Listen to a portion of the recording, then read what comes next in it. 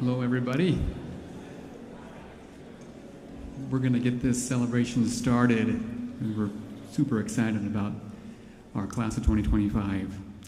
So, would you please stand to welcome the class of 2025?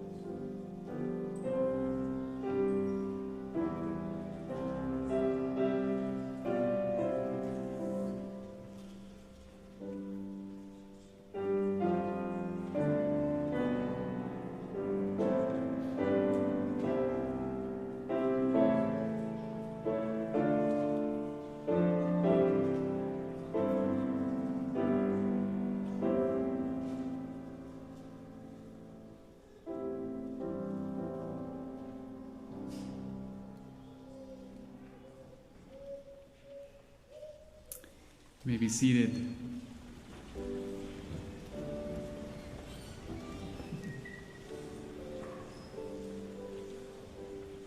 Well, we are absolutely thrilled to have all of you here, and it's an extremely exciting day for all of us, and particularly for our students who have,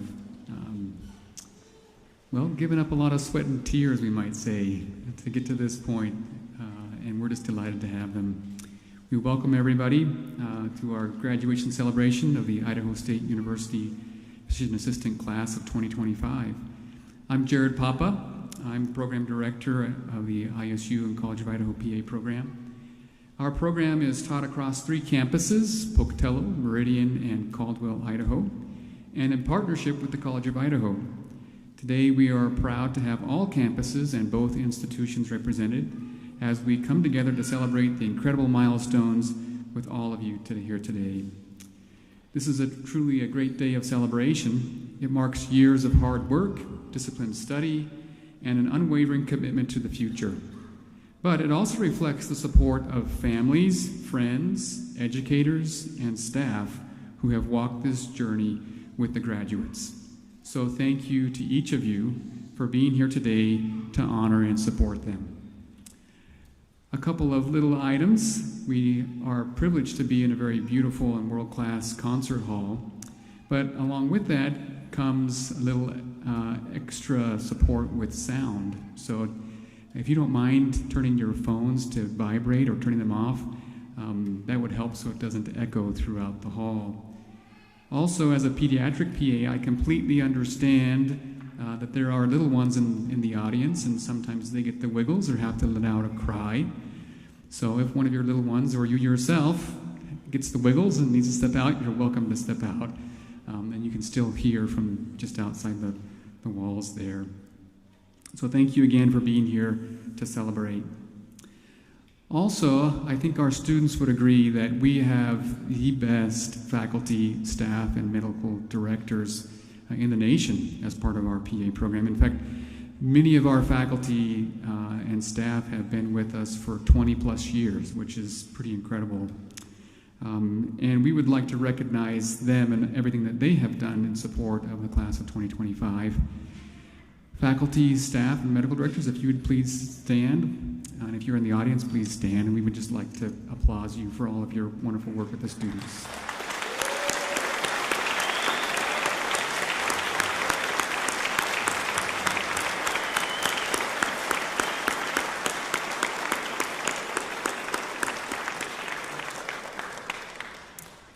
Thank you.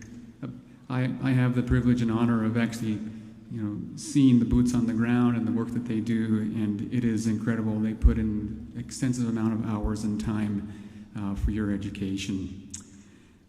We'd also like to recognize the incredible flowers here today. If you look at them, they're just amazing. The flowers have been done by Flowers by LD, and they actually have come from Ecuador, so it's pretty awesome. In fact, at the conclusion of everything, they'll be taken down and be handed out. So students, if you'd like some of these wonderful flowers, just find Kirby at the end and she'll be able to help you out.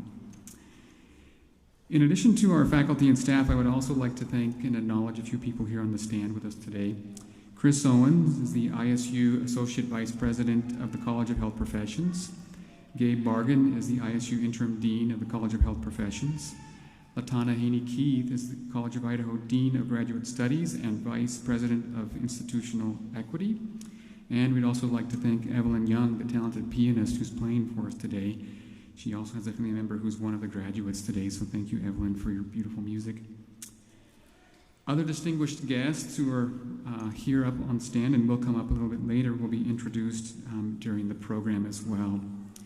In fact, at this time, I'd like to invite some additional people up to the stand with us. I'd like to ask the Anstead family if you'd please come up, and there's some seats here in the second row. And then we'd also like a couple of students to please come up now at this time. Jenna Ball, Brooklyn Grange, Caleb Weinbarger, Marie Payment, and Mary Wellborn. If you'd please come up at this time. We'll give you a minute or two to make your way to the stage.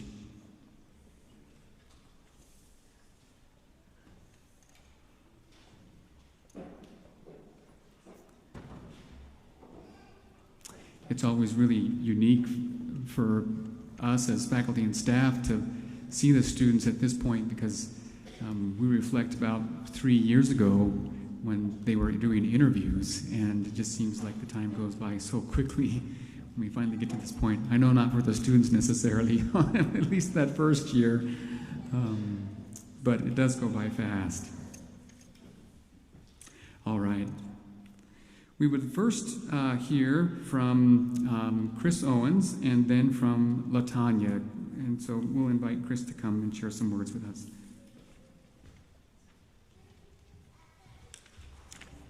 Well, good afternoon, everyone. It is an honor to be with you today as we celebrate the graduates of Idaho State University's Physician Assistant Program.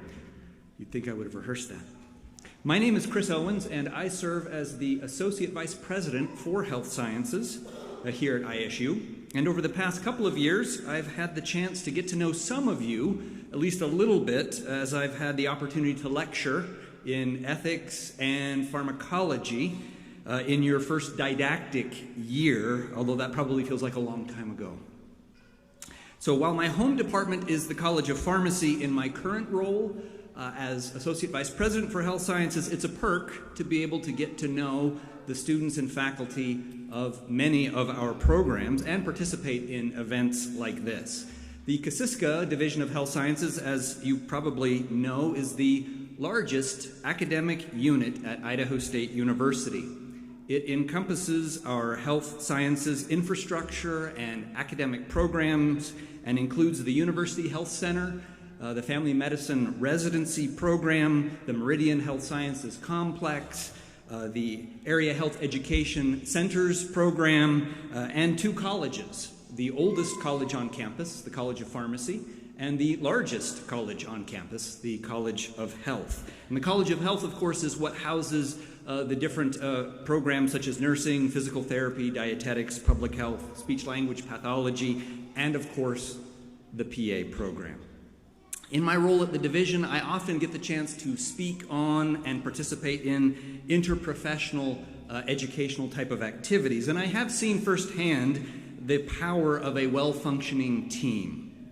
In fact, it's been shown again and again that the best health outcomes are achieved when we work together. And to do that well, of course, it demands individual professional expertise in our specific areas, as well as a shared commitment to ethics and professionalism. It's both an awesome responsibility and a great privilege to serve people when they are sick, injured, and at their most vulnerable. It requires a very careful integration of both heart and mind, which leads me to the message that I want to share with you today. Because after all, graduation celebrations have a time-honored tradition of a lot of unsolicited advice from someone who has the chance to give it, and so here is a little bit of mine. Speaking of mind and heart, I've been reflecting on the insights of 2 famous brothers from the late 19th and early 20th century, William and Henry James. I've found their work both inspiring and very applicable to the healing professions. William James, as you may know, being the more famous of the 2, was known for his brilliant mind. He was a pioneer in the field of psychology and one of America's great philosophers as well. He wrote a massive book, The Principles of Psychology, as well as founded a philosophical theory called pragmatism. He once said that the greatest discovery of my generation is that a human being can alter his life by altering his attitudes of mind.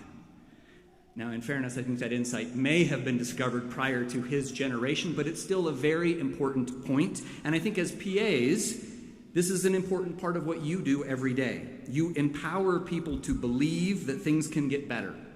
And along with the many healing skills that you have been taught, it's equally important for you to help your patients understand the importance of taking responsibility for their own health and for their own health outcomes.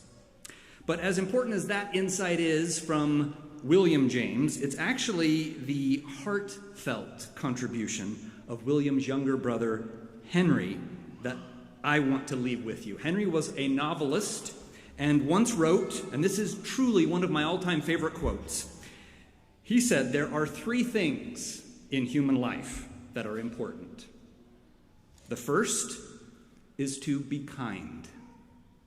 The second is to be kind. And the third is to be kind." Now that sounds a bit simplistic, even soft, but I can assure you that practicing real kindness, especially in the professional world, is neither. Now, kindness is not about being agreeable or nice all of the time, although it certainly includes a certain amount of good temper and affability. Kindness is also about telling the truth and believing in change. Kindness, above all, is taking an ethical stance, a deliberate posture that we choose to take towards our fellow human beings.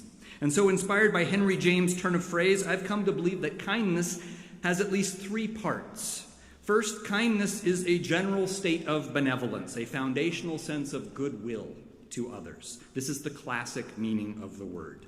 As healthcare providers, we show up with warmth and openness. A bad day we might be having must never overshadow the bad day that our patient is very likely experiencing.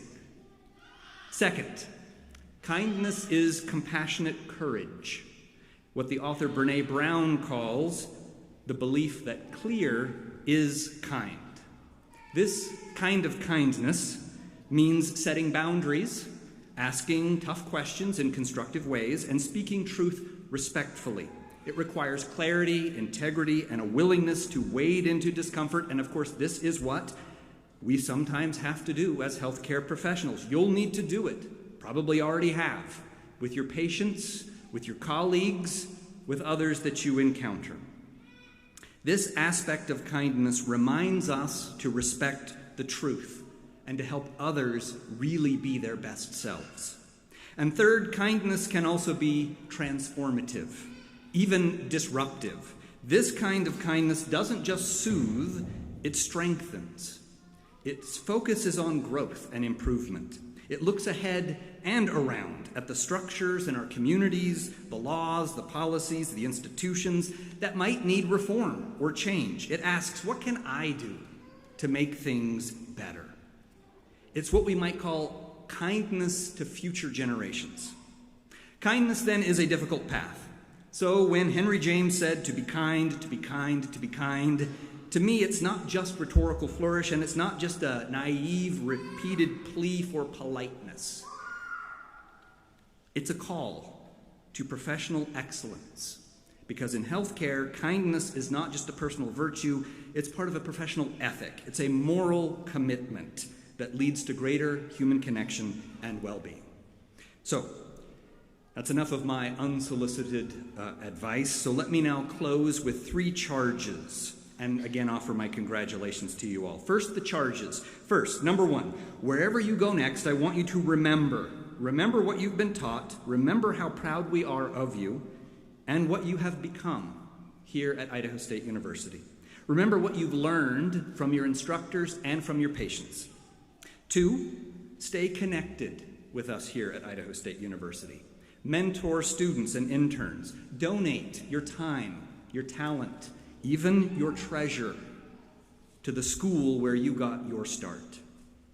Help the next generation find their way. Your faculty poured their energy into you, but not just for your success. Of course it was for that in part, but also because they knew that you would be the ones that would carry this forward. And third, please come back in December for the ISU commencement ceremony. This graduation celebration is wonderful and certainly much more personal than that event will be, but that will be when the official conferring of your degrees takes place at this university-wide event. It's another way of staying connected. So now let me conclude with my congratulations. First to the graduates. Well done. You did it.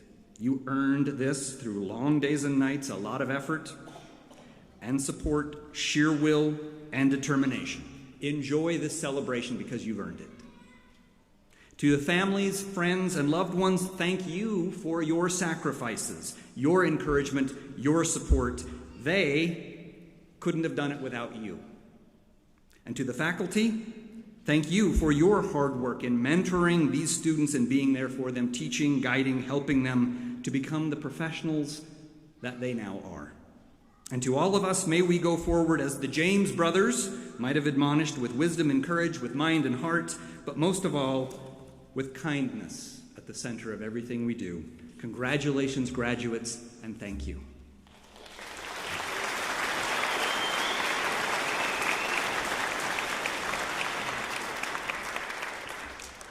Good evening. I'm LaTanya Haney-Keith. I'm the Dean of Graduate Studies from the College of Idaho, and I'm truly honored to be here this evening to congratulate you on your amazing accomplishment. Almost 15 years ago, the College of Idaho and ISU embarked on what is still the only public-private partnership in PA education in the country.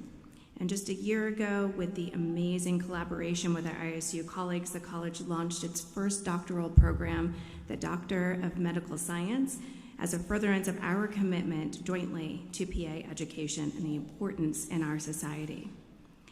Throughout our collaboration, I've come to understand something that's quite clear to me now, that becoming a PA is a hard-earned achievement. Each of you set aside former professional identities to devote yourselves entirely to PA training. And for the last 2 years, PA school was your sole occupation. During the first 12 months, which may seem such a long time ago, you spent nearly 40 hours a week in classroom time and plus countless of hours outside of it, consuming an immense amount of medical education. The following 12 months took you through rotations, through diverse specialties, requiring you to adapt quickly to new clinical environments, preceptors, patient populations every 5 weeks. Under the best of circumstances, PA training is a demanding, high-speed marathon. Under the most trying circumstances, with life inevitably demanded more of your attention, you found a way to keep juggling all the responsibilities on your plates while really trying to persevere through the challenges that PA education presented for you. And for the past 2 years, you have fully immersed yourself in PA education, and perhaps you and your colleagues have come to decide that this is really an intense part of life that you simply feel is now the norm. But I would love for you to pause here and to remind you of what you have actually accomplished, because it is truly remarkable. And I want to encourage you to take a moment now to reflect upon your journey and to also thank those who have helped you along your way, whether that be your family or your faculty or those in your community. And as your focus now turns to the future, consider what you will bring that will fulfill you in your professional life. Find the patient population that inspires you, the job that allows you to serve them in ways that are aligned with your personal values. Embrace continuing your education, seek mentorship, and never hesitate to ask questions. The best healthcare providers are those who remain curious, remain humble, remain committed to growth in their careers.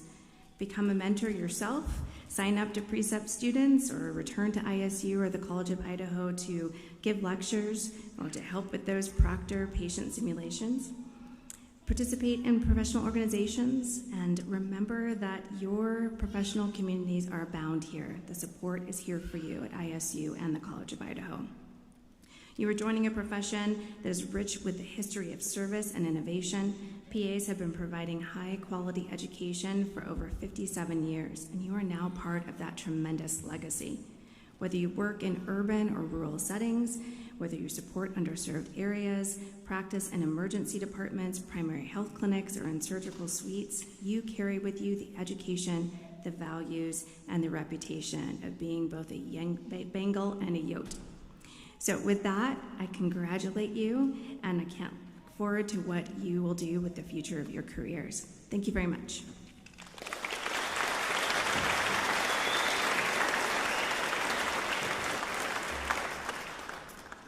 Thank you, Latanya, and thank you, Chris, for those wonderful and excellent words of guidance for each of us.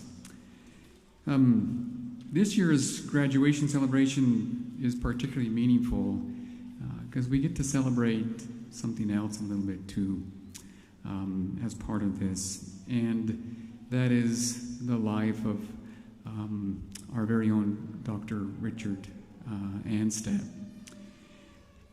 Dr. Anstead passed away in January on the 24th, and he was one of our 3 medical directors who was dedicated to our Caldwell campus.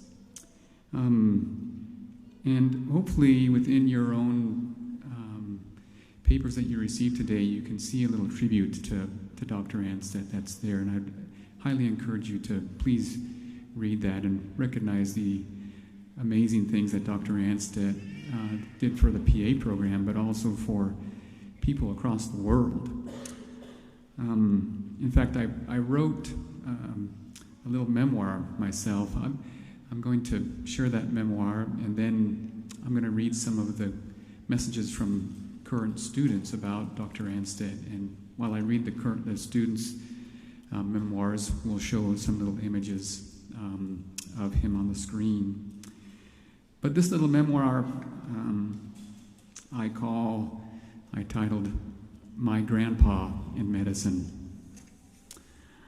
In 2013, I had the privilege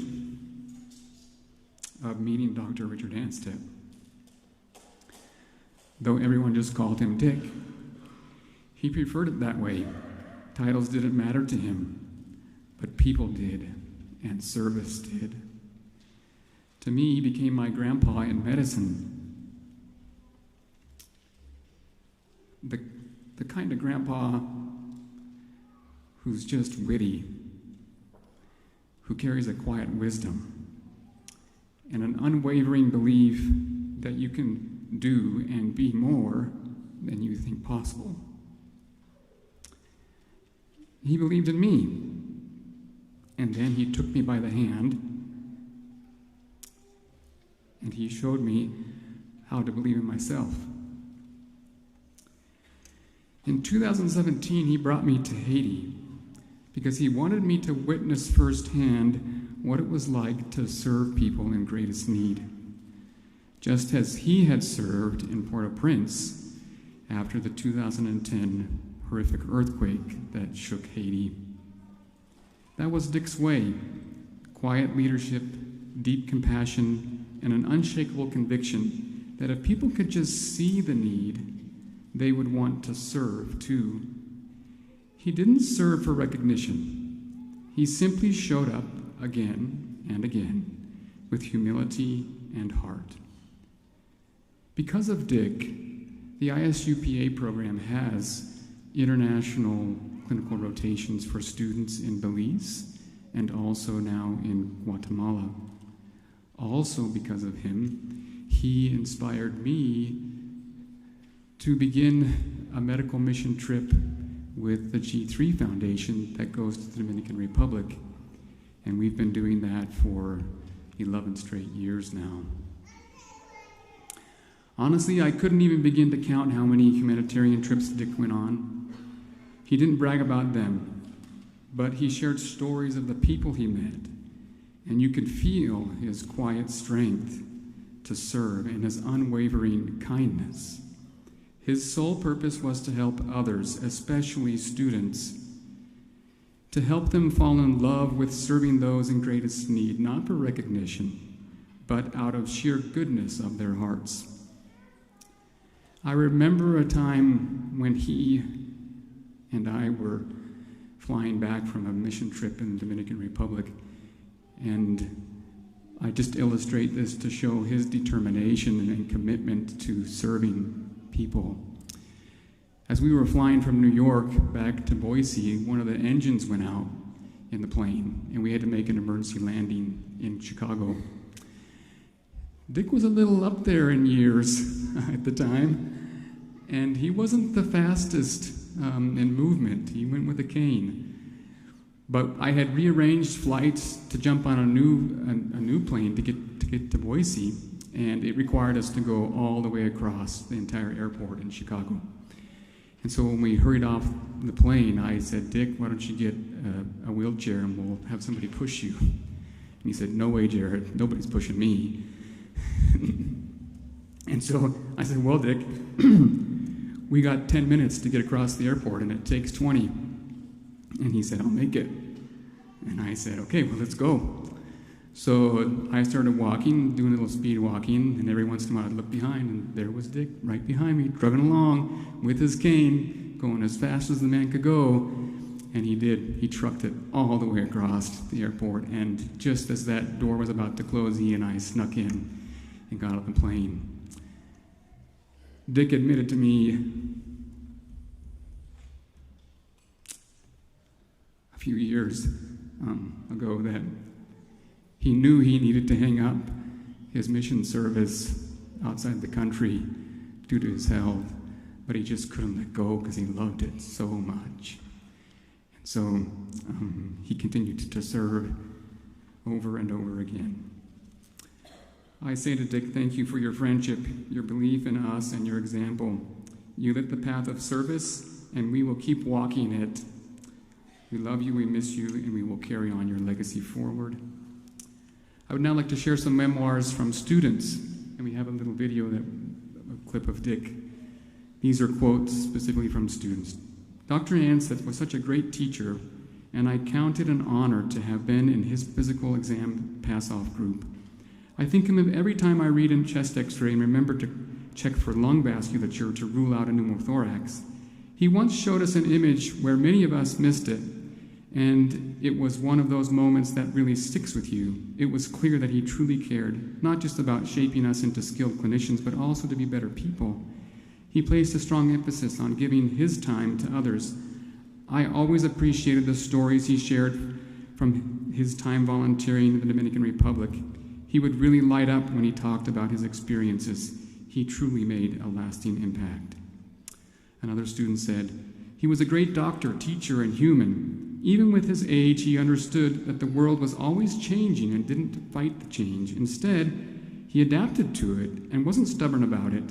He cared about our education beyond just school and tests. He wanted us to understand medicine in a way that was applicable and the why behind everything instead of what was the best answer or choice on the test." Another student said, "My favorite memory of Dr. Anstedt was when a group of us had a pretty heartfelt talk as a group about our futures. He gave us really good advice as to how to be a provider and gave us some insight into how to be adults. It was at a point when we were all struggling with school, and he took the time to sit with us and give us some really fatherly advice that we all needed. It was after a day of didactic, and I think we sat there for about an hour just chatting about all the things he had done in his life and gave us a really good outline for how to not only be good providers, but good, genuine people. He had a lot of love in his heart, and he shared with us every time he was with us." Another student said, "A funny memory I have of him was when he couldn't hear Micah from the back of the room. So every time Micah would answer, he'd say, 'Huh?' And it was quite hilarious." Another student said, "One thing that stands out to me about Dr. Anstedt is how passionate he was about dermatology. I loved his derm lectures and having him on our campus. I recall him specifically pointing to me and saying that he was not worried about me not passing my pants, and that alone made me feel so much better about that during didactic year. Now that my pants is approaching, it is nice to recall back on that moment and know that I'll be okay." And lastly, one time when the Caldwell campus was the only one who didn't get a pizza party because our campus slacked on completing evaluations, Dr. Anstedt went and bought pizza for all of us because he thought we deserved some too. He also did a lot for me personally, like always checking in to see how I was doing. He was a huge support for me through my mom's cancer diagnosis, which speaks volumes now in retrospect. He was passionate about derm, which in turn made me enjoy derm that much more. He was a special guy, and I will miss him greatly. We'd now like to provide some time and turn that over to Dr. Anstedt's daughter, Mary Olson, who would like to say a few words. Amy?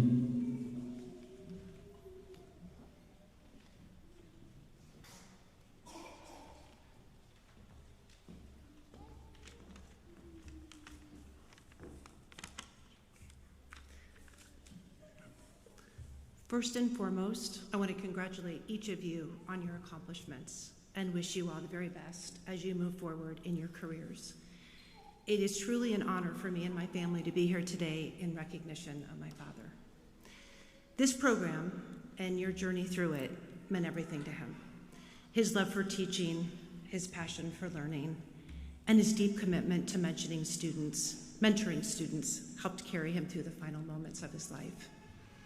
One thing that stood out during that time was his determination to see his students through their capstone projects, even as his health declined. Those final months were not easy, yet it was nothing short of incredible to witness how he would light up, how his energy would return whenever he was on a video call with students or colleagues. That, more than anything, showed us where his heart truly was. My dad was many things, but at his core, he was a teacher. He didn't just want to share what he knew, he wanted to inspire. Those of you who had the privilege of working with him in a rural clinic in a place like Haiti, in a hot windowless room with dirt floors, saw firsthand his unwavering passion for the profession, for the service, and for the transformative power of education. When he moved to Idaho, he had planned to retire, but he could not walk away from his life's work. And I'm so grateful that he found a new home here with all of you. He loved this program deeply, and I know he would be incredibly proud to see all of you here today. And he would want you to know that he believes in you, and he would send you forward with his heartfelt blessings. And in his words, he would remind you to pay it forward. Let your passion be your guide. Thank you again for the opportunity to speak today, and congratulations to each and every one of you.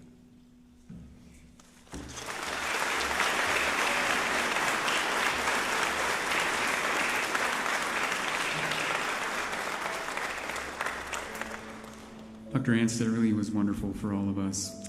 We'd like to invite his children, Amy, Catherine, Carrie, and Joel, to come to the table, and we have a little award for them.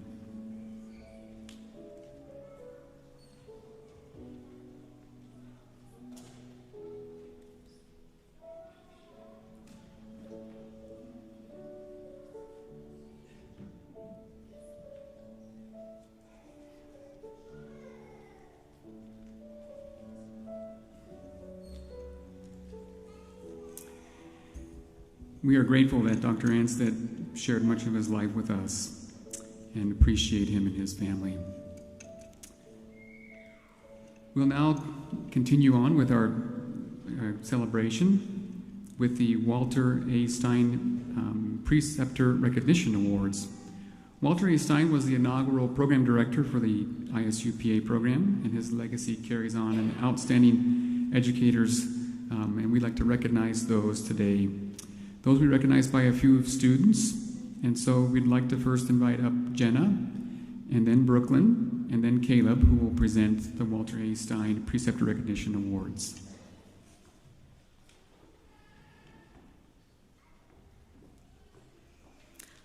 Hi. Our first award goes to Dr. Dan Crossley. Dr. Crossley is a family medicine physician with specialized training in obstetrics and 25 years of emergency medicine working in rural emergency departments.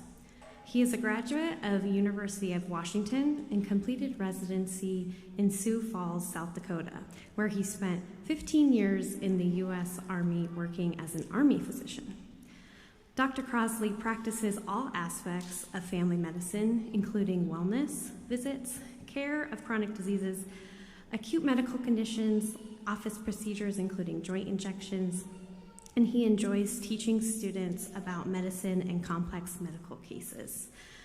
Dr. Crossley is also the medical director of the Horizon Home Health and Hospice.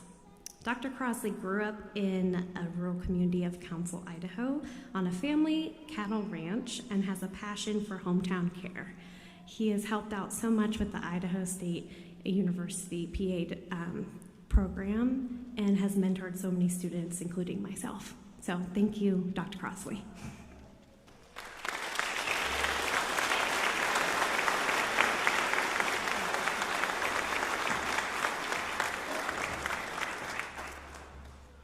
Thank you. Jenna, I almost feel bad about calling you Guinevere for 2 rotations. But honestly, it's a better name. So, graduates, families, guests, faculty, thank you for this award. It has been a privilege and an honor to be a preceptor for physician assistant students for the past 20 plus years.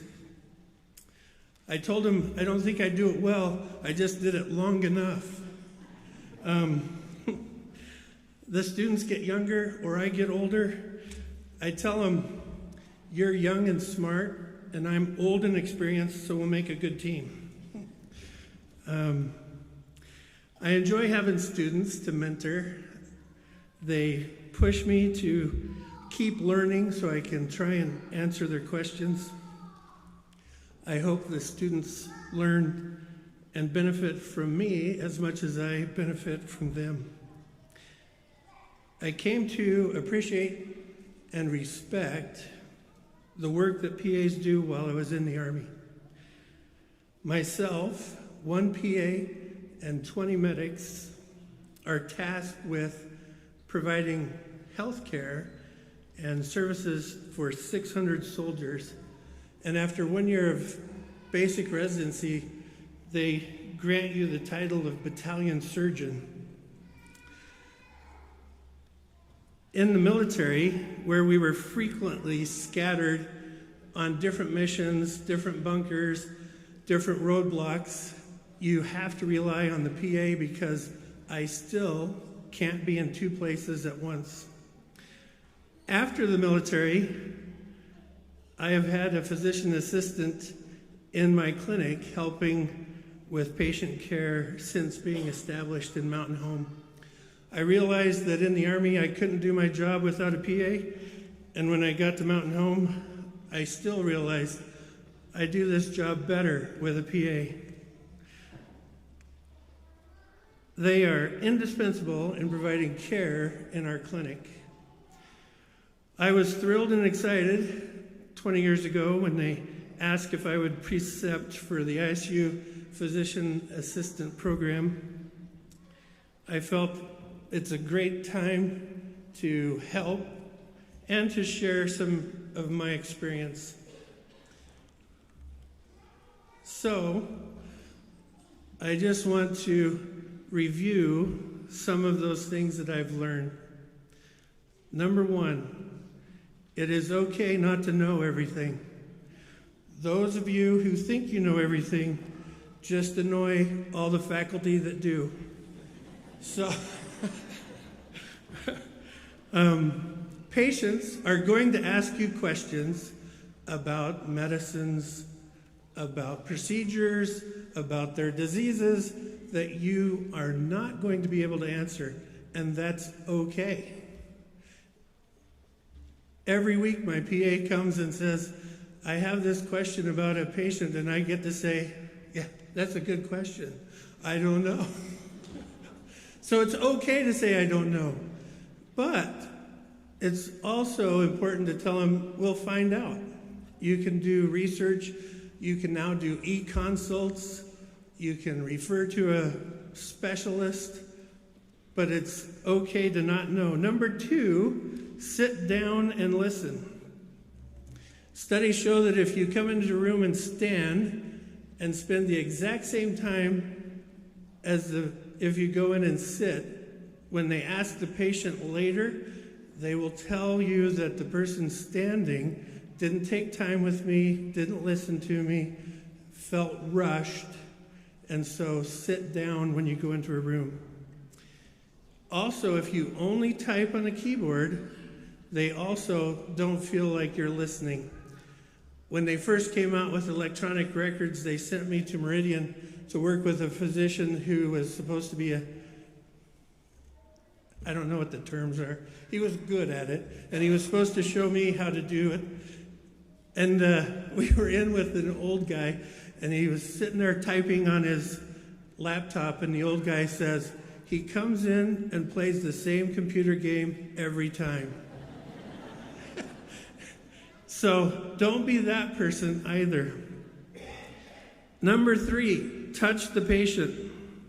You have to be careful with this one. Don't be like Jack Black in School of Rock when he said to the parents, I've been touched by your kids, and I'm pretty sure I've touched them.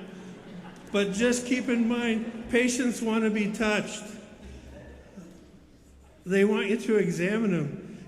So put your hands on the patient and examine them. It's okay if they say this hurts to touch it. Just don't do it over and over again. Then it's torture. So,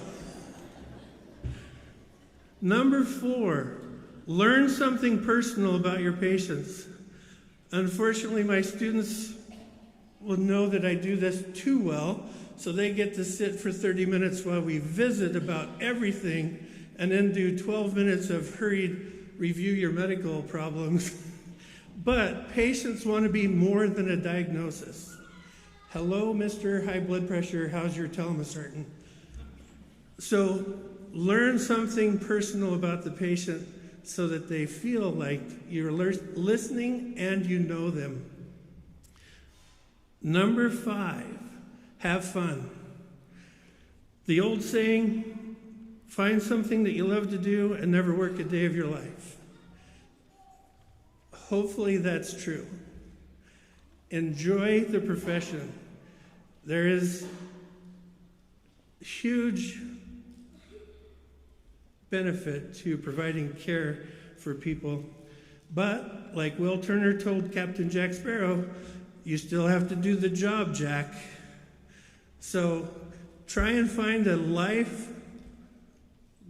balance. Some of my generation could not do that.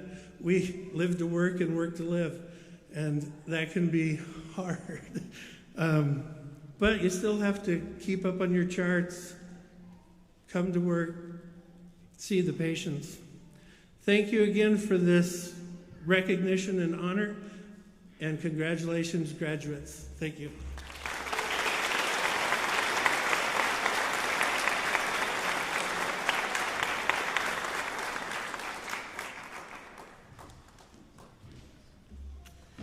My name is Brooklyn Grange, and I worked with Anna Zobel, who is another award recipient. Allow me to read her biography for you.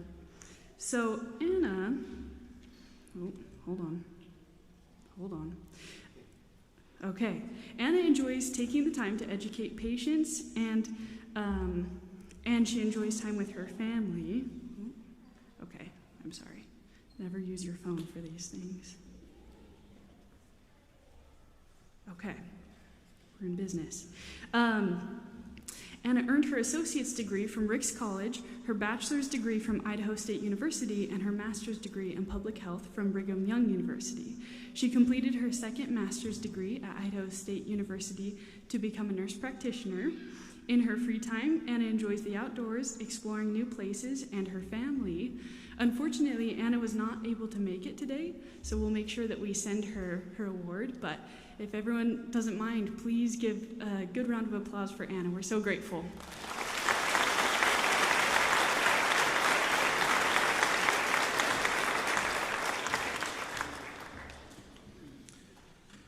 My name is Caleb, and I have the luxury of introducing Todd Allen.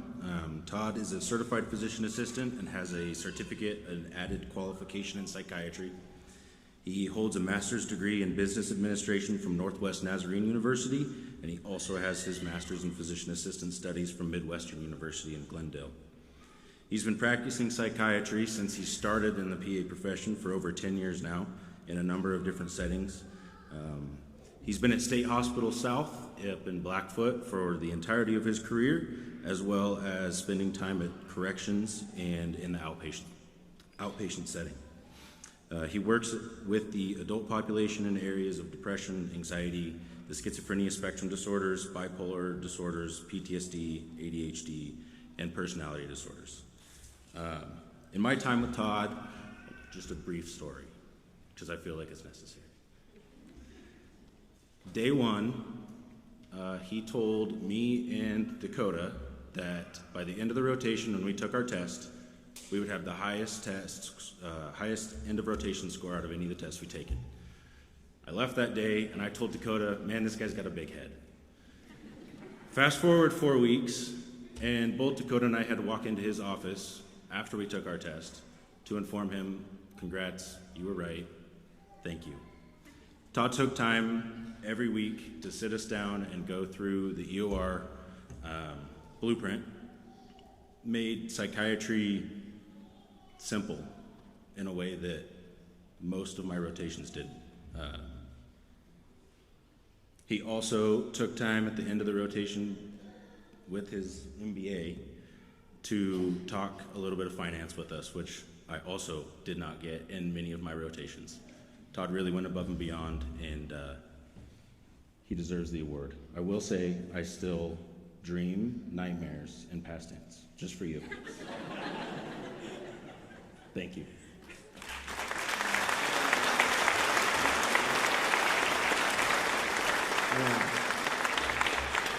Wow, boy, that, I don't know what to say to that. Whenever I agreed to pay, I'm going to have to, bump that up a little bit. So, several of you had the misfortune of rotating with me during this last year.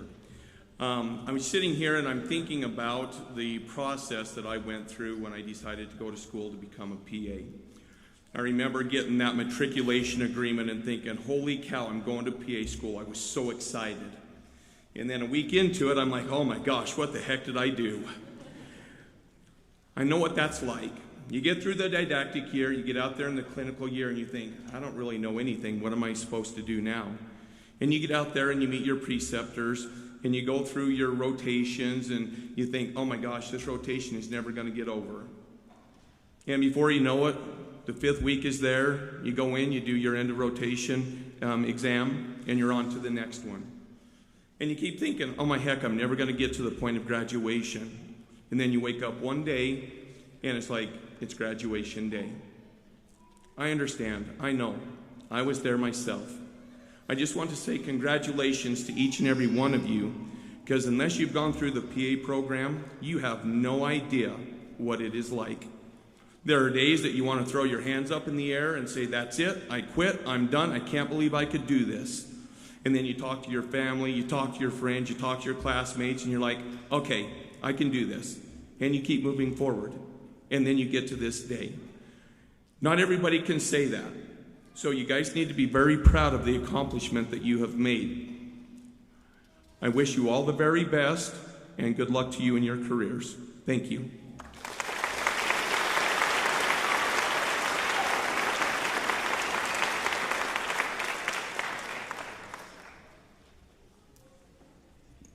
Thank you, student presenters, and thank you, Dr. Crossley and Anna and Todd.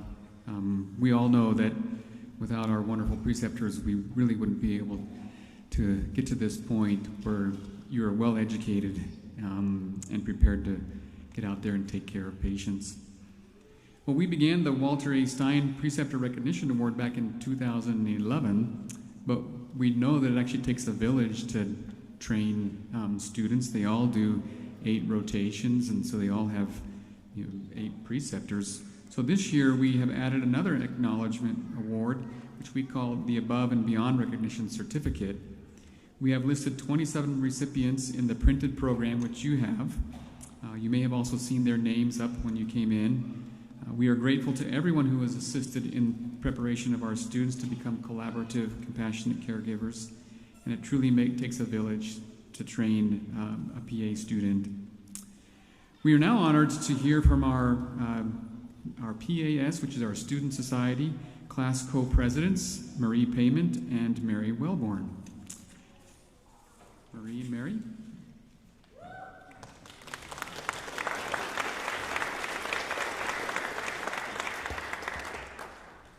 Bazinga! Well, here we are. We made it.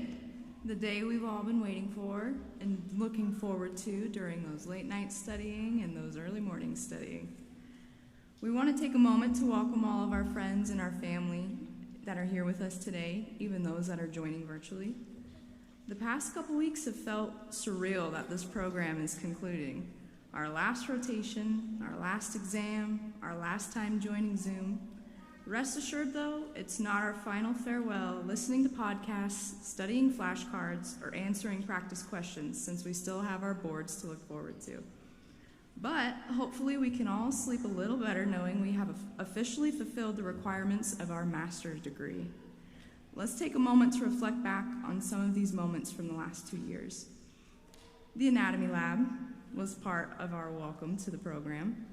Countless hours in a freezer with each other and the donors, frantically following the instructors through the chaotic review the night before the exam, and hoping to unlock that photographic memory that Dr. Groom had for all the structures that we had to identify on those donors. It was difficult, but that knowledge provided priceless as we continued through this curriculum. There was also Dr. Pirtle's brachial plexus land, a test review game, which may have gotten a little out of hand with our competitiveness. Maybe we spent a little too much time cooped up in those classrooms together. But we made it through that, and it was pretty much all uphill from there. Second and third semesters were filled with weekly module exams over every body system, a welcome change from the first semester where we had 4 tests a week. We also had IAPA, where all of our campuses got to meet in person for the first time, so that was pretty special. There were countless in-person and Zoom lectures, and somehow, whether in the classroom or on the computer, we collectively never mastered muting the microphones. So good job, team. And there were glimmers of hope of us getting out of that classroom with every skills lab that we had that was equipping us with practical skills to take into the clinical world. Which brings us to this year, and everybody I hope has had their unique experience and has learned a lot from their patients and preceptors. In thinking back on this year, each rotation every 6 weeks, where we rose to the challenge of stepping into new jobs, new fields, new routines, arriving at a new rotation each time and not knowing where to go. Half the time, your preceptor not expecting you. You didn't hear that, Vicki and Tara and Kent. But somehow it all worked out. There's such a unique feeling stepping into a clinic or a hospital and having to jump right in on your first day, even though you know none of the people and nothing of the site. But every 6 weeks, you proved yourself more and more, and you've built this foundation to accomplish this goal. And soon you'll be jumping into a new role for the first time, hopefully to stay for a while, which will be a welcome change. So take a look around at each other and take this moment in, because you have worked very hard to get here. As the next graduates of ISU and the newest wave of medical providers, take pride in the hours you've invested in yourself and the care that you'll provide. The overwhelming amount of information you've crammed into your brain in such a short period, and your perseverance through the trying times. It's that determination, endurance, ability to adapt, and ability to connect that makes you the excellent 6-star PA that you're becoming. Share appreciation with all those that helped you achieve this, and know you will always have their support as you continue growing through your career. Look around at your good friends here who sat beside you through those long lectures and late nights, who are now your colleagues, that will continue to be resources as we branch out our own ways and strengthen our expertise. And thank your support systems for their essential part in keeping the ship from sinking over these last couple of years. And now for a few words of wisdom to send you off with.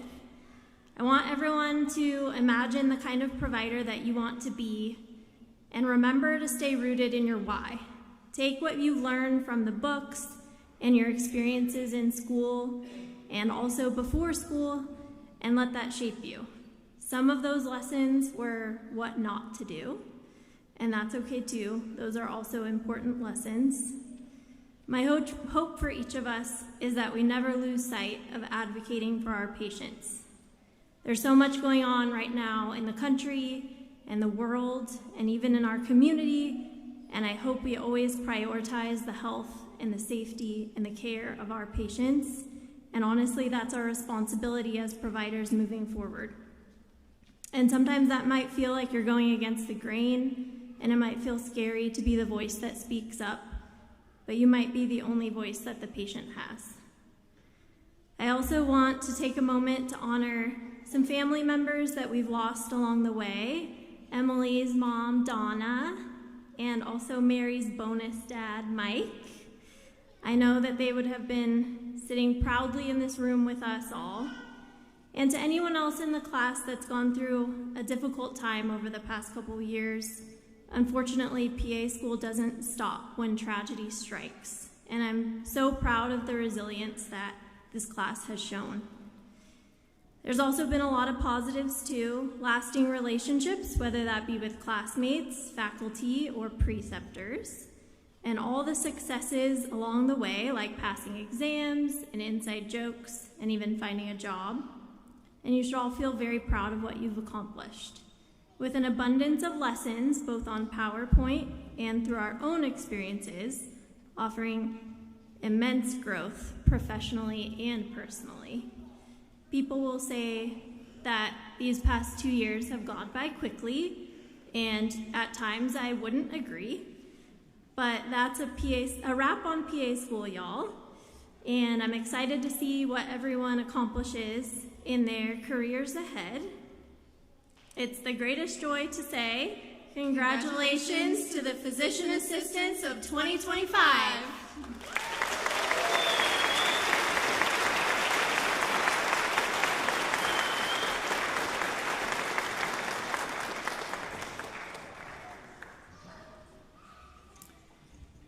Thank you, Marie and Mary, and also thank you for your service as co-presidents for the class. We know you did a lot of extra things for your class over the last couple of years, and we appreciate that a lot. Students, you actually are now welcome to go sit back with your fellow graduates. So you can come up with them here in just a minute when we do our celebration. I'll also give some time now over to Antara Smith, who's going to present our years of service for a couple of retired preceptors.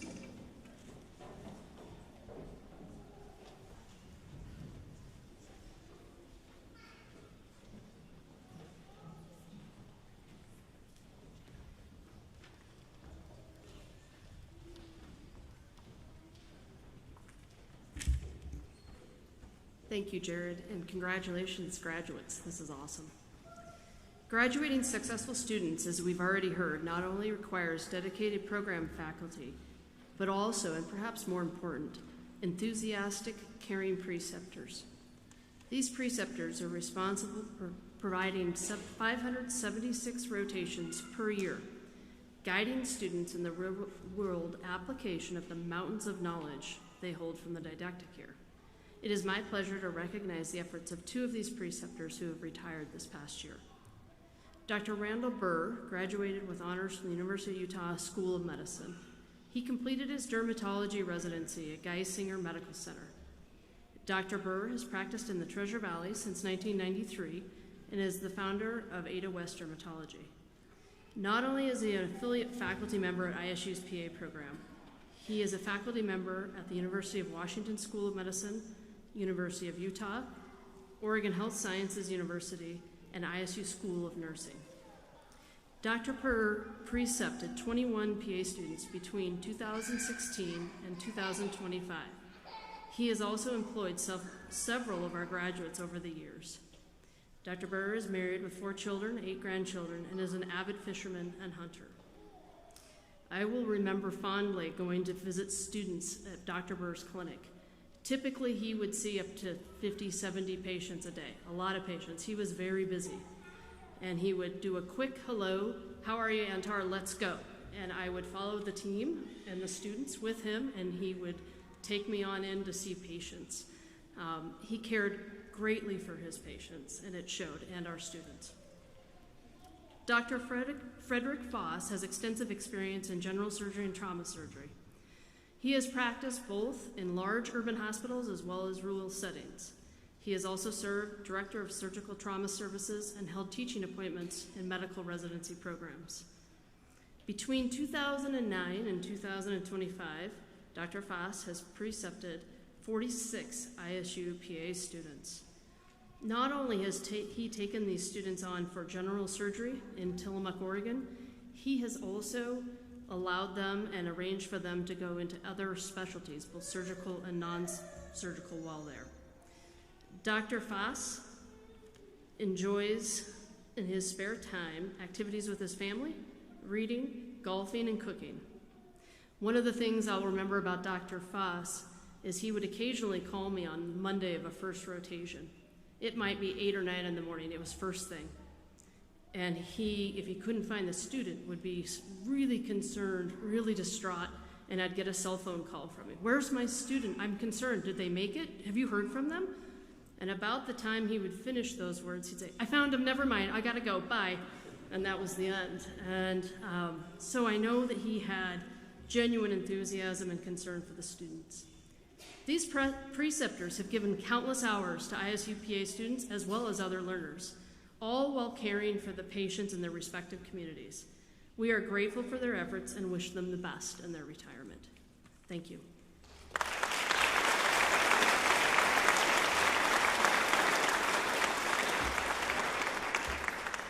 As you can see, we do have many, many wonderful preceptors who help train our students. We have also another unique thing for this particular celebration, and that is to recognize a couple of faculty who have retired, who have been with the program, well, since it started, really.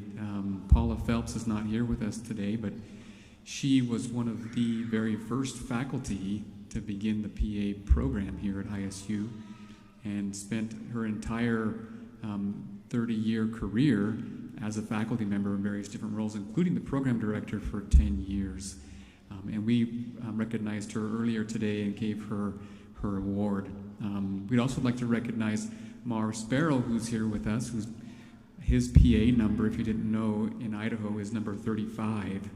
So he basically means he was the 35th PA in the state, which is pretty amazing. I'm just going to turn a little bit of time over to him to share some words. So Mar, if you want to come up.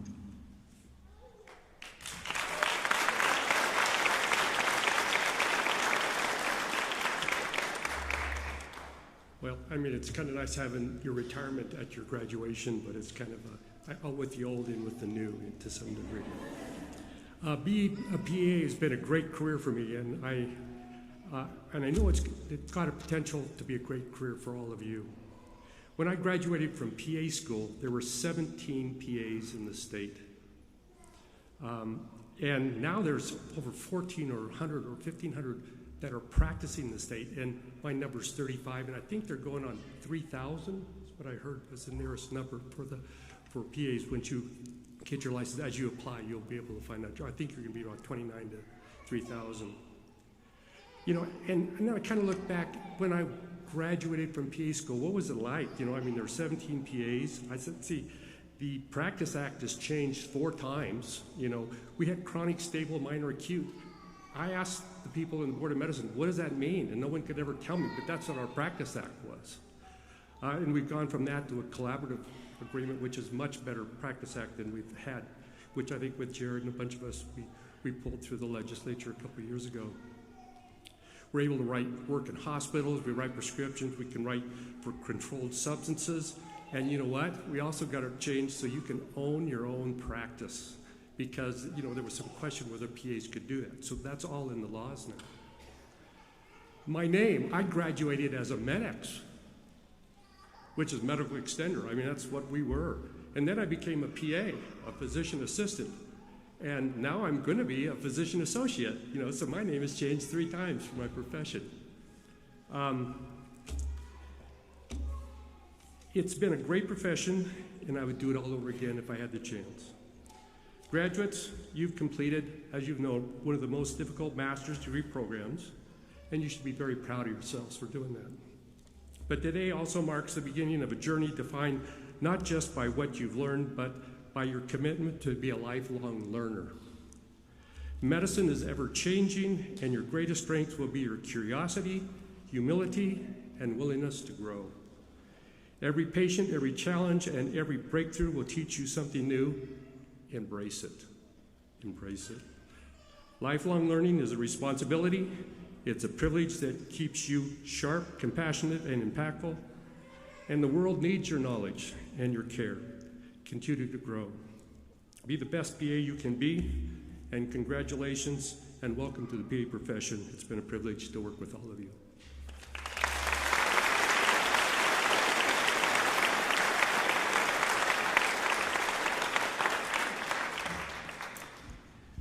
All right. Well, now we've arrived to the exciting moment where we get to provide you with the certificate. In fact, you'll receive 2 honors students. You'll receive a certificate of training and an academic degree. Today, the certificate honors your hands-on training, and then the degree is your academic achievement award from the institutions. Together, they represent the full measure of your accomplishments. We also celebrate this day by donning the white coat. The white coat has been a symbol of medical professionals for hundreds of years. It represents your commitment to care, compassion, and trust. So, from this day forward, as you put on the white coat, you'll be reminded that you are working towards having the trust of every single one of your patients. Let's now proceed to the donning of your white coats. Audience, if you can please hold your applause until all of the graduates have gone through and then come back to their seats, we would appreciate that. Thank you.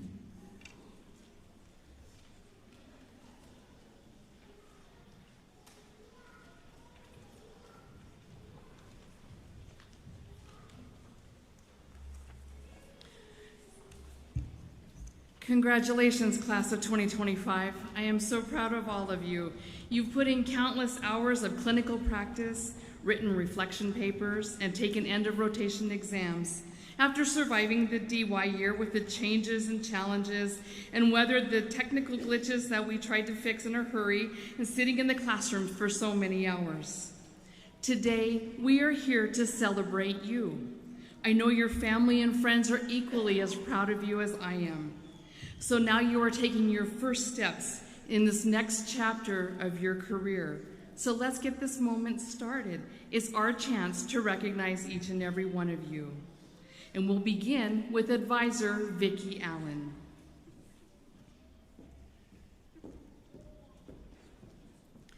Brianna Aberg.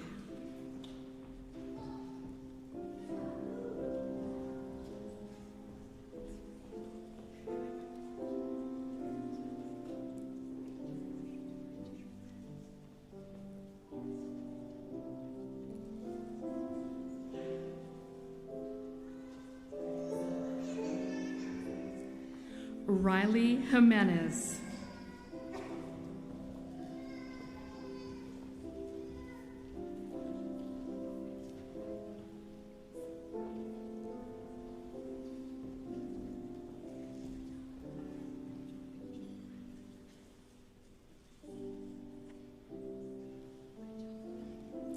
Erica Guerrero.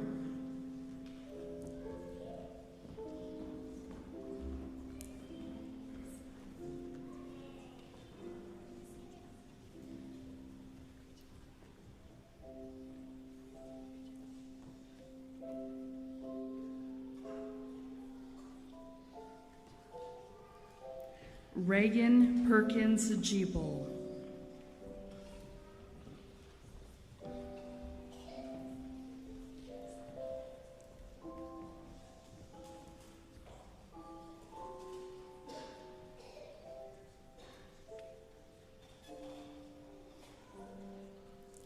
Nicolette Bruin Ray Ray.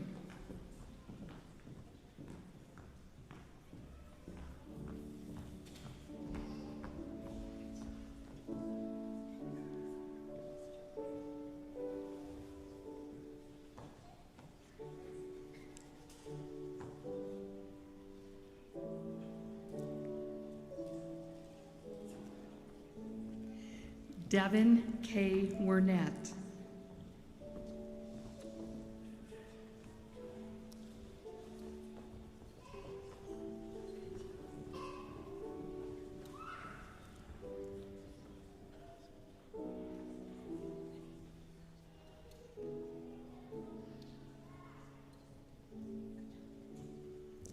Bailey M. Whiting.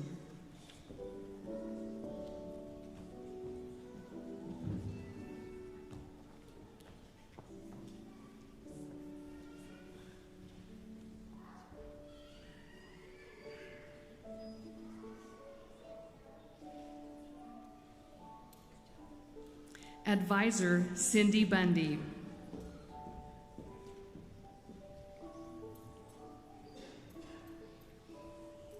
Abelardo Benitez.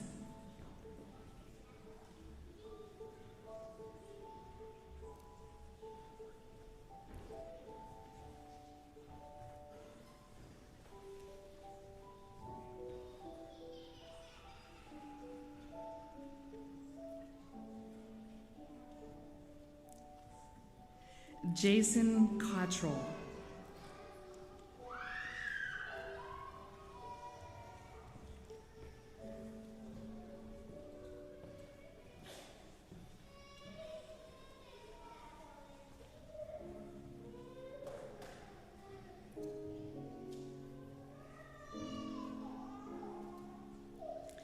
Matthew R. Ducalo.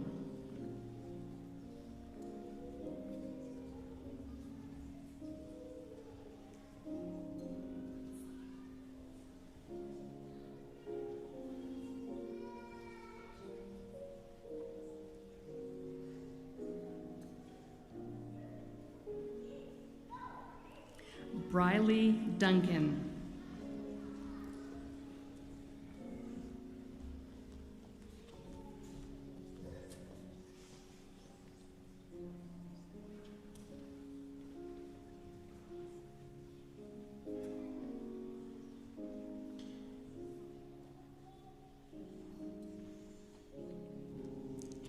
Mackenzie Mangan.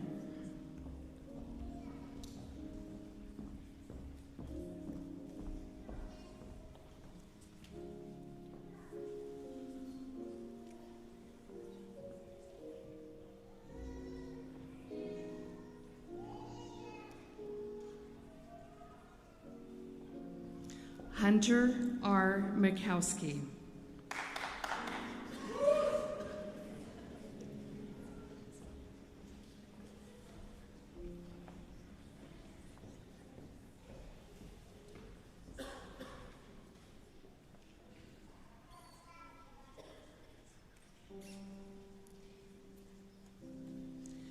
Jennifer Lorraine Ware.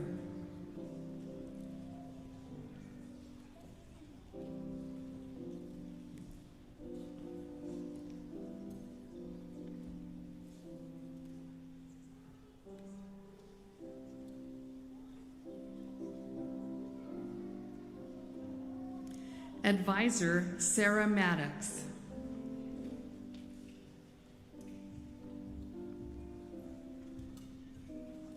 Joanna Beck.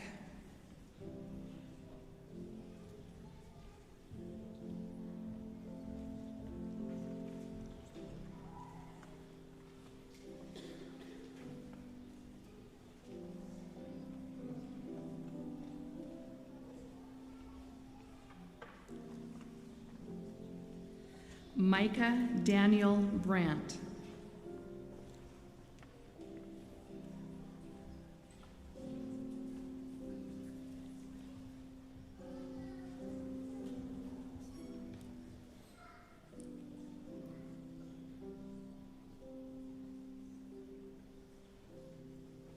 Jeffrey Ha.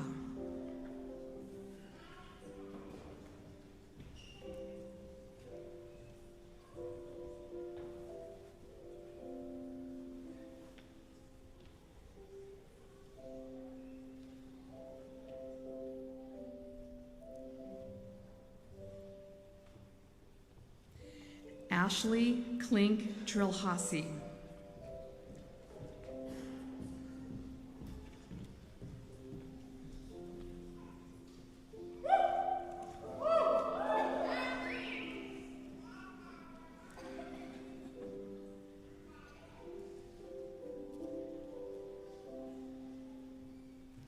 Andrea Wen Lynch.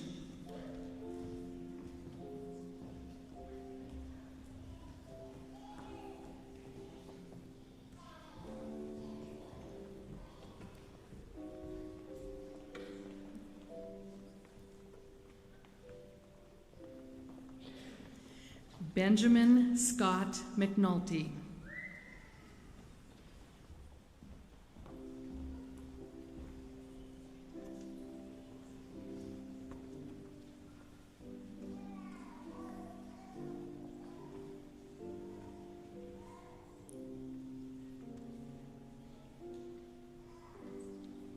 Cassandra June Odoms.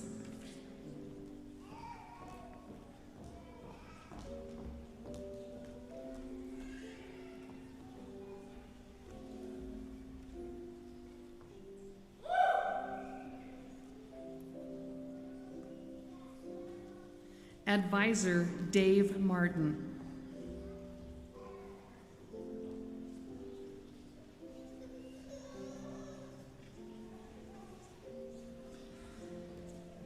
Julie Suzanne Dell.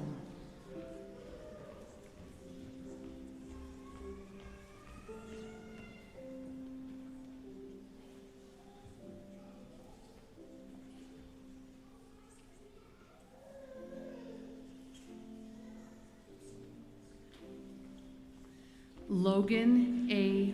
Frost.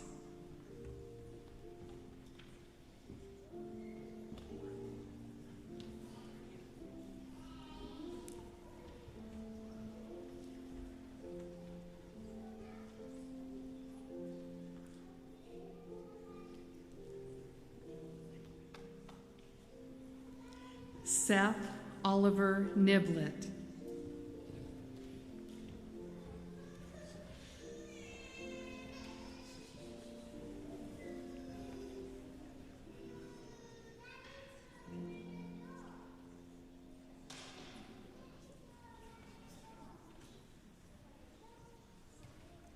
Mary Wellborn.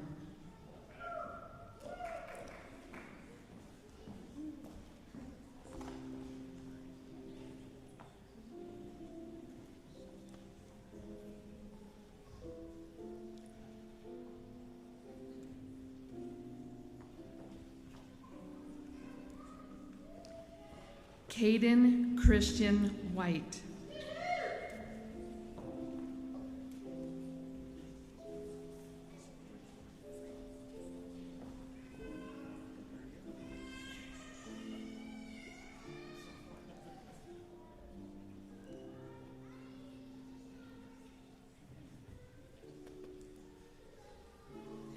Whitney E. Wilkins.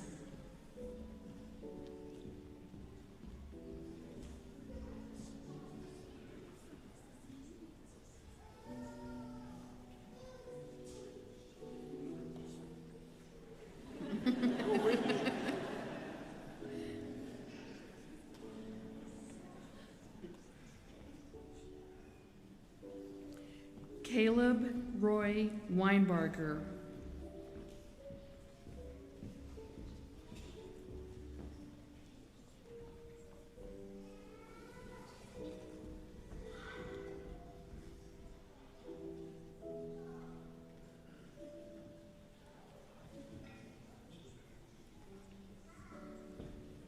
Jackson Noel Corbett.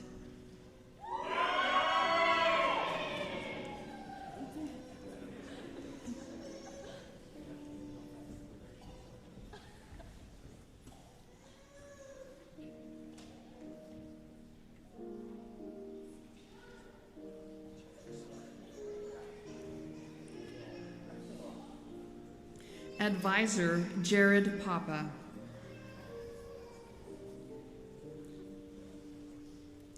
Morgan Johnston.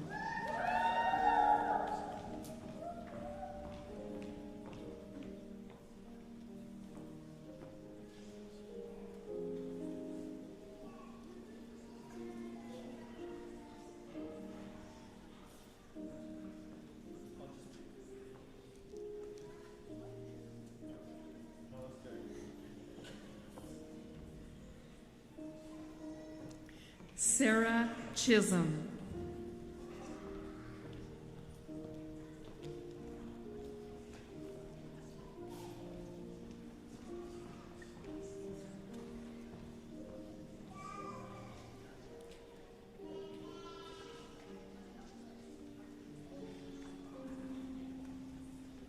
Brianna Gissman.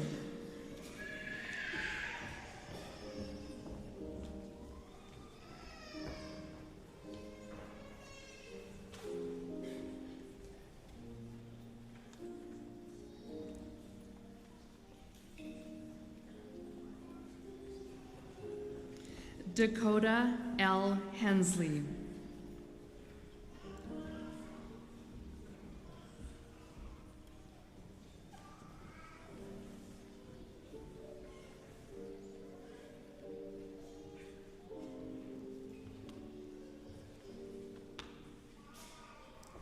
Lauren E. Moak.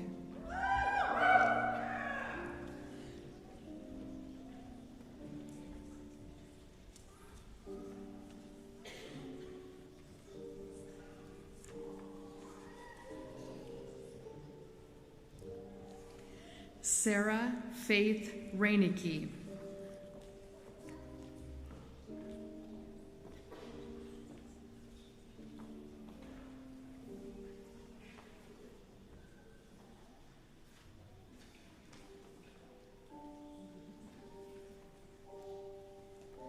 Advisor Margot Smedshammer.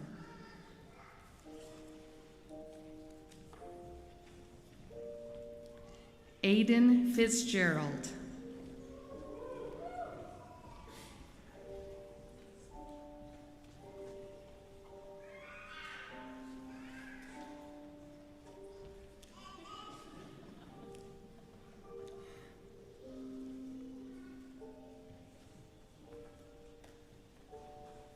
Daniel James Hammer.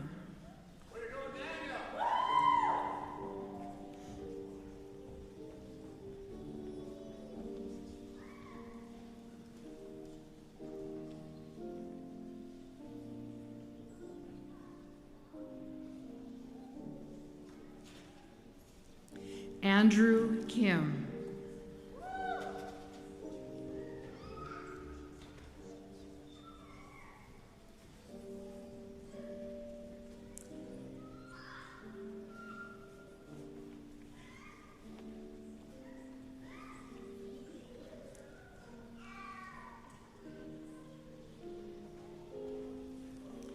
Emily K. Oe.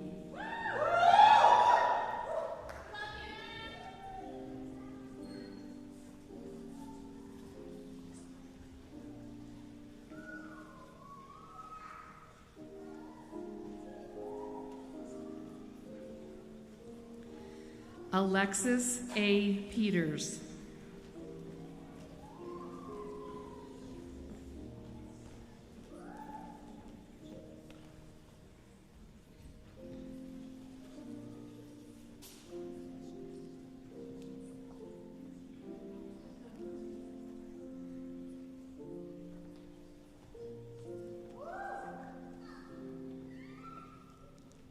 Annabelle Schweiger.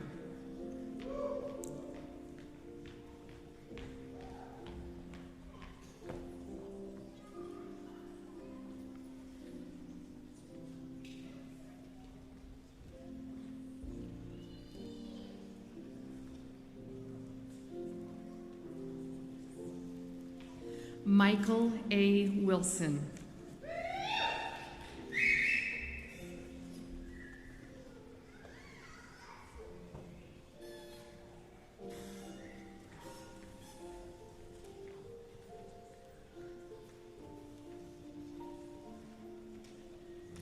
Advisor Antara Smith.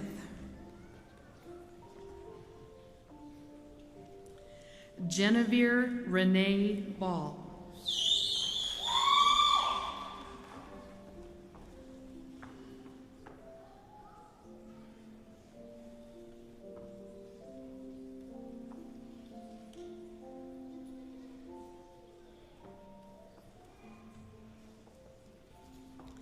Alyssa E. Croy.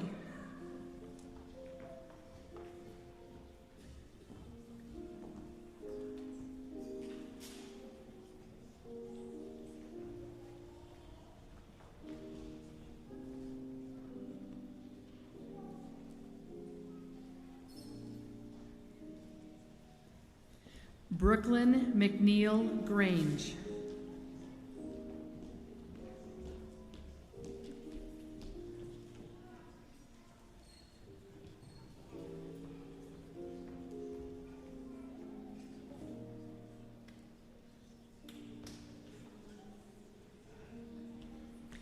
Catherine Reese Jaycott.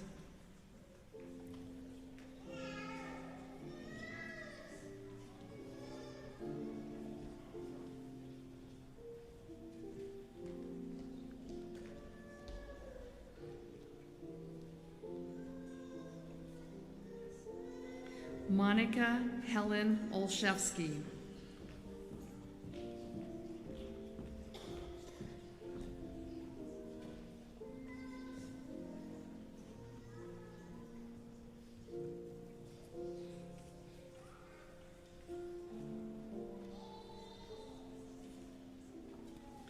Allie Ann Webb.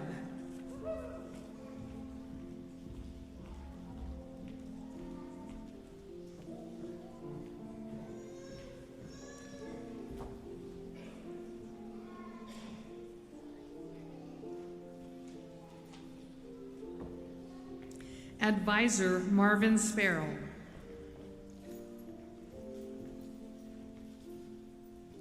McKenna Ann Brinkman.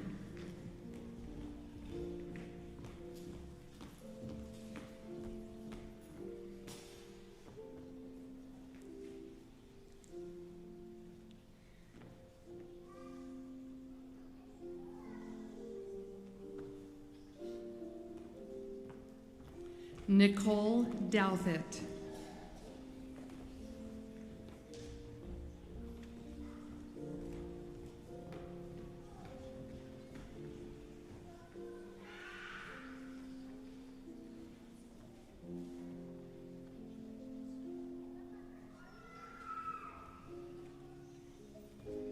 Melissa Ann Cleory McFadden.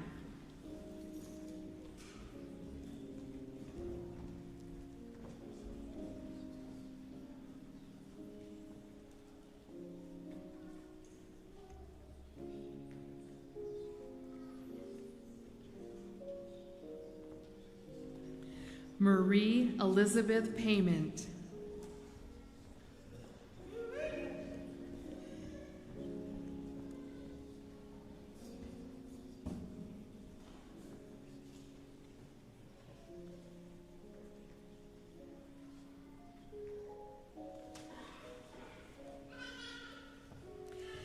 Callie Arla May Van Dyke.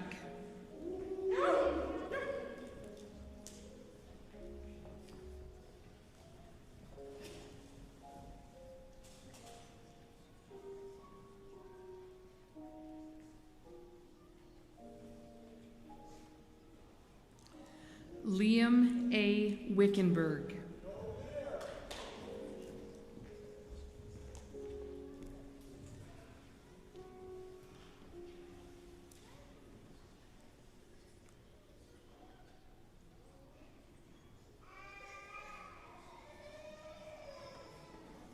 Advisor Kent Whitaker.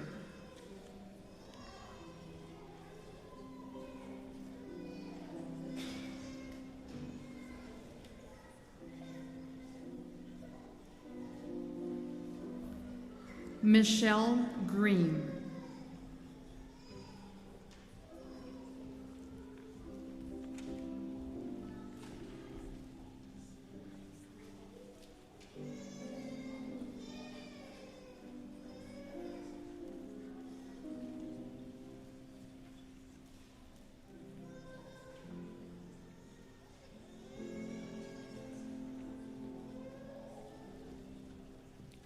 Zachary Thomas Nurden.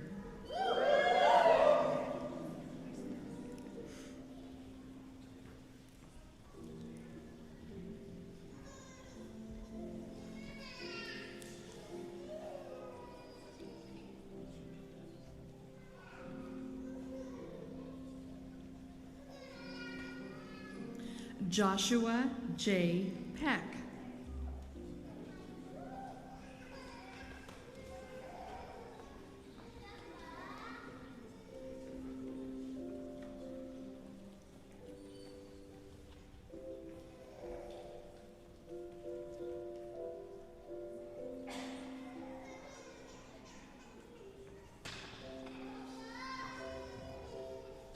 Nicola C. Radlack Barnack.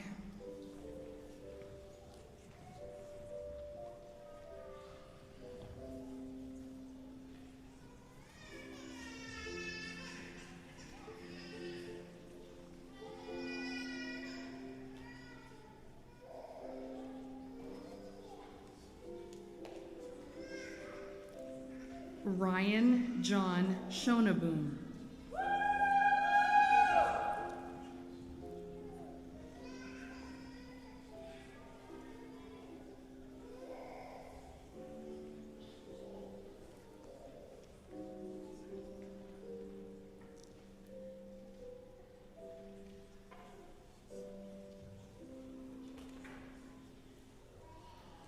Samantha Sierra Searle.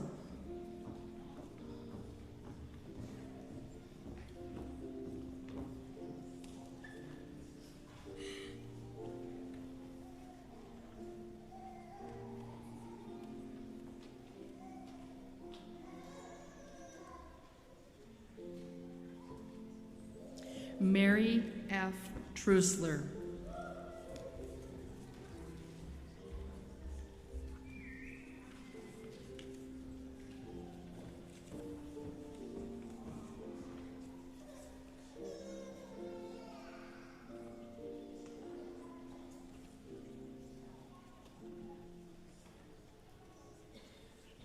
We also had members of this graduating class who could not be here this evening, but we'd like to recognize them as well.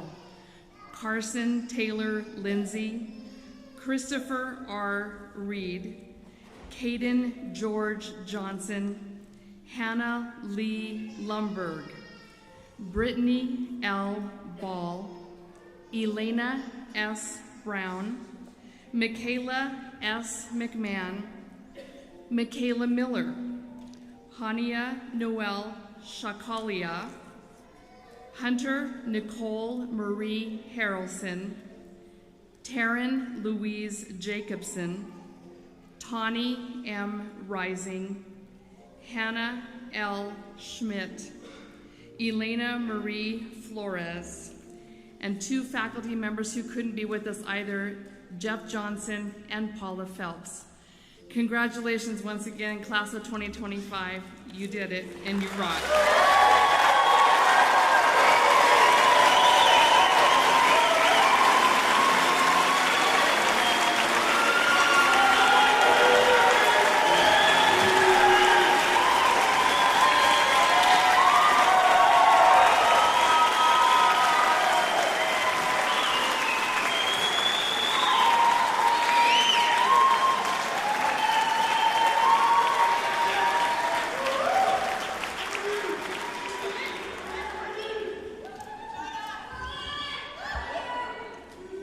That's awesome. I'd love to hear the applause. It's well-deserved. Thank you, Don Lewis, for announcing everybody's names and everybody who's participated. It's an awesome day. To think where you started out a couple years ago to where you are now. One of the reasons I love PA education is because it's a really amazing thing to see what a person's brain is capable of in learning so much information in such a short period of time. And what you have accomplished is incredible. In fact, less than 1% of the world's population holds a graduate level degree, so that puts you in a pretty unique group of people across the world. In my closing remarks, I just have a couple of things to share about some of our faculty and some advice to share with you. I have a little slideshow. I'm not sure if we're able to pull that up, just to kind of keep the little kids entertained with some imagery that's there. I would just like to recognize further 2 people who are amazing. In fact, this is Paula Phelps. People didn't get to see today, but you did get to meet Marv. And I refer to Paula and Marv as the GOATs of PAs in Idaho and also the ISU PA program, because quite literally they are the greatest of all time. I wish I could go into all the accolades of the things that they've accomplished over their years, but Paula in particular was the founder and one of the founders of the PA program here at ISU, and she has built it to become what it is today. In fact, this year we received the status of continued accreditation for 10 years from the ARC-PA, which is an amazing accomplishment. And not only that, but the program did it without receiving a single citation from the ARC-PA, which is just unheard of in the way things are done today. Also, because of her leadership, the program achieved its highest ranking ever as the 26th program in the United States out of over 300 PA programs, which is a unique and incredible thing as well. Paula really has set the bar very high for all of us, and because of her, the program brought in millions of dollars to the institution through various numbers of grants. And also she helped secure the largest donation of $10 million of scholarship that goes directly to PA students, thanks to Paula. And the list really goes on and on and on for her. But you can see she really is the GOAT of the PA program. And as we spoke earlier, Marv is the GOAT of PAs in Idaho for all the amazing things that he has done over the years as well. So students, recently I ran in my very first, and maybe my very last, Ironman race. I've always thought about doing one, but never really had the craziness to go about doing it. but this time I did. And as I was riding my bike 56 miles, I had a lot of time to think to myself. It only took me 3.5, almost 4 hours. But as I pedaled and pedaled and pedaled, I just remembered what it's like to be in PA school. You put in a ton of effort, and it becomes painful along the way. But you just realize, just keep pedaling, just keep pedaling, just keep pedaling, and then you get to here, to the finish line, and you get to cross the finish line. And it's well worth it. It is well worth it. So let me share with you 3 things as you go into your professions that I hope will inspire you and carry you forward. The first one I take from the famous Dr. Dick Anstead. He is a healthcare hero. He really is a healthcare hero. He doesn't get the accolades across the nation and country, and that's because he's done it in the right way. But something that as I went through and looked at images that I had over the years, over more than a decade of Dr. Anstead, there was one thing that was persistent in every single picture. There was a student. There was a student with him in every picture that I had of all the medical mission trips that we went on. I couldn't find them without him with a student by his side. And that was because he really lived what he preached, which was encourage students to have a dream and to pursue that dream. I hope that as you go forward, you will have dreams in your mind of what you want to be as a PA.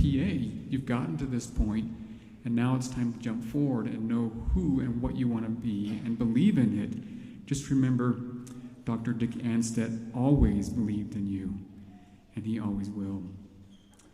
Next, part of what he taught was what it means to become a medical professional, and that is that first, I do it, meaning the mentor, and then I do it and you are with me, and then you do it and I am with you, and now you're at this step number 4, which is you do it, and you do get to do it, and it's exciting and a little bit scary, but it's mostly exciting.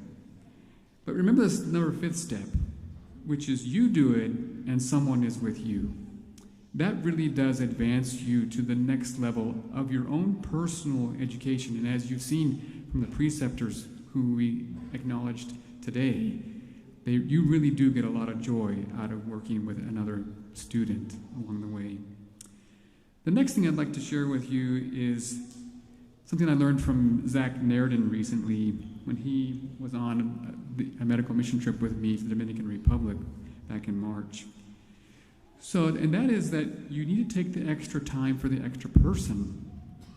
At the very end of the very last day that we were doing our medical mission, Zach and Dr. Grubbs, one of the physicians I was working with, came hustling back from a house they just visited. Well, everybody was on the bus, except for Zach and Dr. Grubbs. And they go right to the supply truck, which is already packed and ready to go, and they start digging through stuff. And I come over and I'm like, what are you guys doing? We're leaving. And they're like, there's this guy who couldn't make it to the clinic. He's stuck in his house. He's bedbound. He had a terrible motorcycle accident, and he broke his lower fibula and tibia in a what's called a pilon fracture. And so Zach and Dr. Grubbs grabbed all of the equipment and took it over to his house, and we spent the next 20 to 30 minutes taking off this rinky-dink splint that was doing nothing for the person, and redesigned a new splint for him and wrapped it up. Zach taught me that day and reminded me what medicine is all about, and that's caring for the individual. Even if it means you got to take the extra time at the end of the day when you're tired and you're ready to go home, you still take that extra time to care for the extra patient. Thank you, Zach, for reminding me about that. The third thing I'd like to share with you is that when you're pursuing your dreams, sometimes recognize that the best dreams might take a new path. I was recently near the coast with my family, and we wanted to go see the sunset. And we imagined, the coastline and the beautiful water and everything, and we got to where we were trying to get to, and there was this sign that said the area was closed, and all you could see was the grubby sagebrush.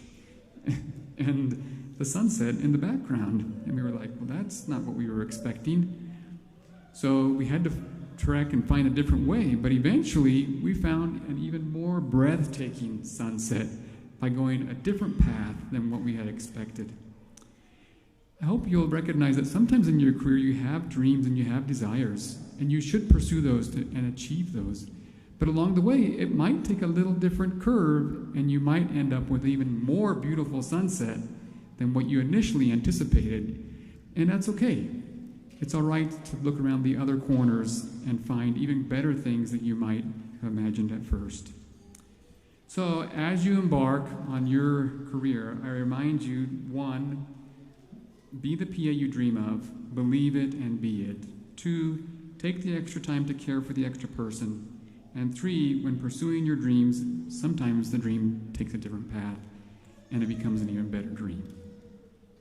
So congratulations, Class of 2025, for finishing the race. We're super excited for you, and your future is really bright.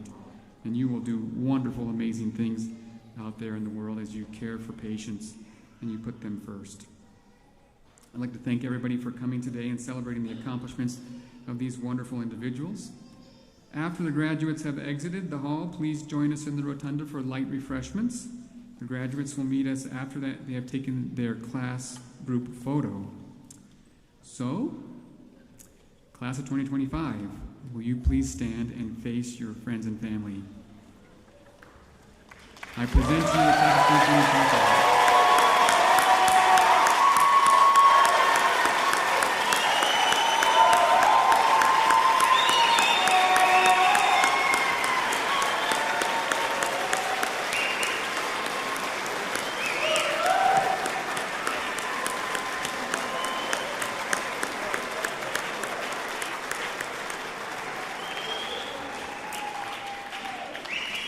Class of 2025, congratulations.